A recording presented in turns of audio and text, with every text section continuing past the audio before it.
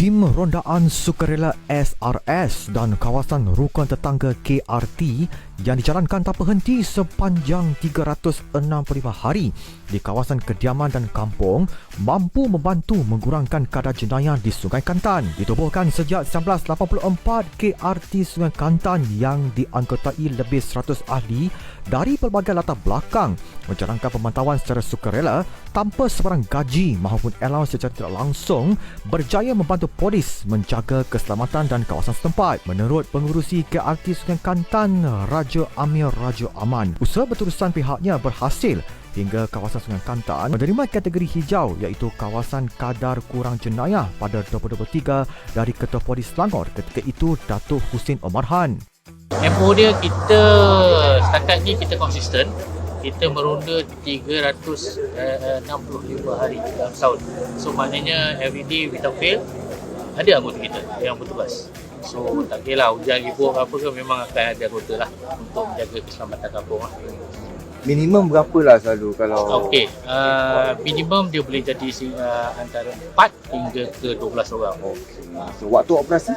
Waktu operasi dia kita tidak letak satu masa yang fix tetap, sebab apa kita tak tahu. Yalah, kalau kata penjenayah dia akan tengok kita punya waktu operasi. Jadi ada yang bergerak pukul 12 sampai pukul 2 atau 3, ada yang bergerak pukul 2 hingga pukul 4.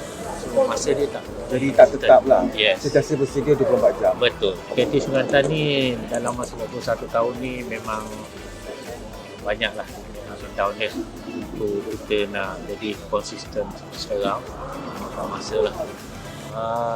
Jadi bila ini semua sebenarnya hasil daripada kerjasama lah, bersama penduduk. Sebab kebanyakan yang ada di Sungai Kantan ni adalah daripada golongan profesional, bekas pegawai kerajaan. So kalau nak dia semua adalah dalam kumpulan kita. Ada T pun ada jugalah. So dia campur-campur. Tapi bila kita pakai vest ni kita dah sama saja semua. Dan kita ada dua cara. Cara pertama adalah dengan bermotosikal dan yang keduanya adalah dengan kenderaan kereta lah. Sebab kawasan besar, kalau nak jalan kaki ni memang tak galak lah. So itu adalah dua cara kita ronda lah.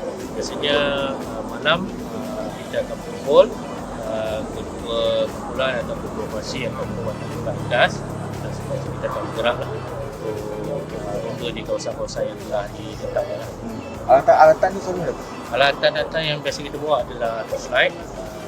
Kita kena pakai uniform penuh, torchlight, dan kita ada cotak lah. Kita juga dibukakan dengan kad kuasa lah.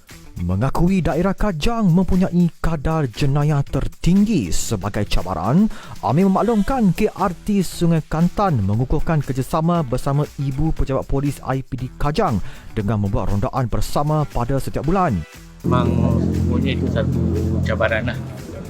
Tapi kita bersyukur juga sebab bila kita tengok balik laporan tu, kita dapati yang kenyataan daripada Datuk KP Selangor tu, mantan Datuk KP Selangor tu, dia melibatkan Kajang yang mana kawasan dia sangat besar, luas sangat besar. Lepas tu kalau nak tengok ratio pun saya rasa kadang sekarang ni agak kritikal juga ratio polis dengan masyarakat kan. Jadi yang saya khususkan ni untuk kawasan Sungai Kantan lah. So far kita konsisten, kita akan cuba sedaya upaya kita lah. So far yang kebanyakannya cubaan untuk pecah rumah lah. Pecah rumah.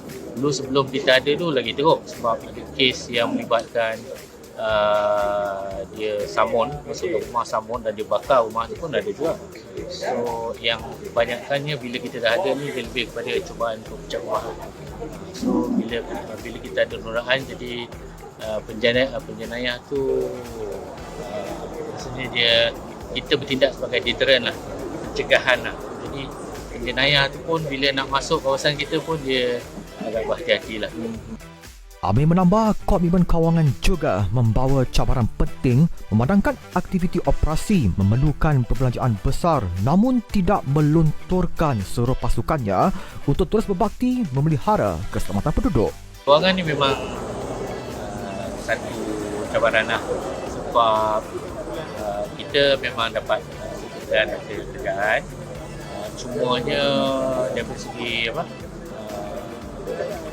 jumlah sekarang ni tak adalah besar sangat. Jadi kebanyakan program-program kita ni terpaksa disokong oleh ahli-ahli sendiri. Di mana ahli-ahli sendiri yang akan keluarkan belanjaan dan disokong oleh balik dan sebagainya untuk merealisasikan kita punya program.